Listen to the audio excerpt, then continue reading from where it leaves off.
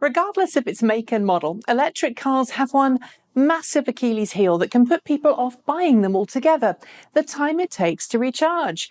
Luckily, modern electric car technology has helped alleviate some of that, with most modern plug-in cars on the market today offering some form of rapid charging capability where you plug your car into a dedicated high-powered charging station and the battery is recharged far more quickly than would be possible at home, making long-distance trips beyond the range of a single charge far more practical and palatable.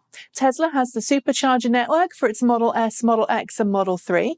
Chevrolet, Hyundai, Honda, Ford, BMW and Volkswagen all make use of CCS quick charging technology in their various electric cars, and Nissan and Mitsubishi offer CHAdeMO DC quick charging, while Renault, well, it does its own variant called AC rapid charging. Sometimes quick charging is included as standard, other times it's optional for the vehicle you're buying, but in every case, the idea is the same.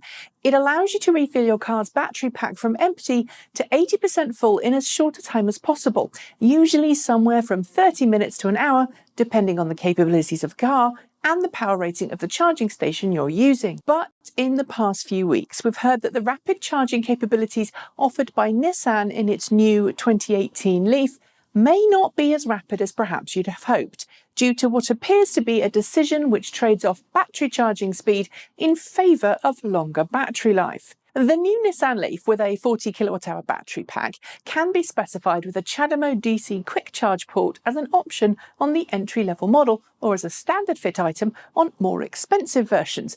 And with that port, you're meant to be able to charge your new Leaf at up to 50 kilowatts from any current generation CHAdeMO DC quick charge station, or, as rumour would have it, up to 150 kilowatts from future DC quick charge stations. But while the Leaf will charge at 50 kilowatts the first time you charge on a long-distance road trip, owners who travel longer distances in their Leafs are starting to notice that their cars are throttling back DC rapid charging power after they've charged 2 or 3 times on a trip, often by more than 50%.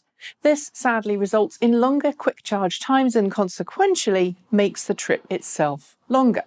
It was highlighted perhaps best a week or so ago when a 400-mile, 600-kilometre race took place in the UK between a 30 kilowatt-hour previous generation Nissan Leaf, the new 40 kilowatt-hour 2018 Leaf and a Hyundai Ioniq EV with a 28 kilowatt-hour battery pack. On paper, the new Leaf had by far the longest range, but ended up finishing more than 3 hours behind the Ioniq EV as the Leaf throttled back charging speed after its second quick charging session. It appears, at least from what we know, that the Nissan Leaf's battery pack, which relies on a passive forced air cooling system rather than the liquid active cooling system found on most other EVs, is warming up rather quickly when being driven long distances, and thus throttles back quick charging power in order to protect itself. Nissan's decision not to include active thermal management in its second-generation Leaf battery pack has already proved particularly controversial among first-generation Nissan Leaf owners, many of whom have Leafs with battery packs that have noticeable capacity loss due to premature aging caused by excessive heat exposure. Nissan itself warns in its owner's manual for the 2018 Leaf that owners should refrain from making long-distance trips with multiple DC quick charging stops in order to maximise battery life. It also instructs customers to not charge their car's battery pack when the pack itself is hot.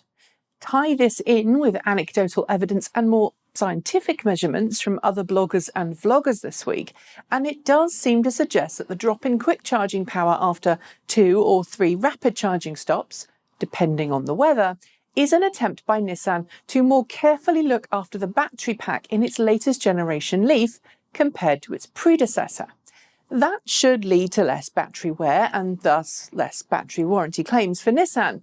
And before you cancel your Leaf order, I should note too that if you manage an EPA-approved 150 miles, 240 kilometres on the first leg and then 200 miles combined on your second and third legs, so 350 miles or 560 kilometres on a long-distance trip before you hit that third rapid charger power decrease, it's likely you'll rarely encounter this problem, unless you're a super high-mileage driver.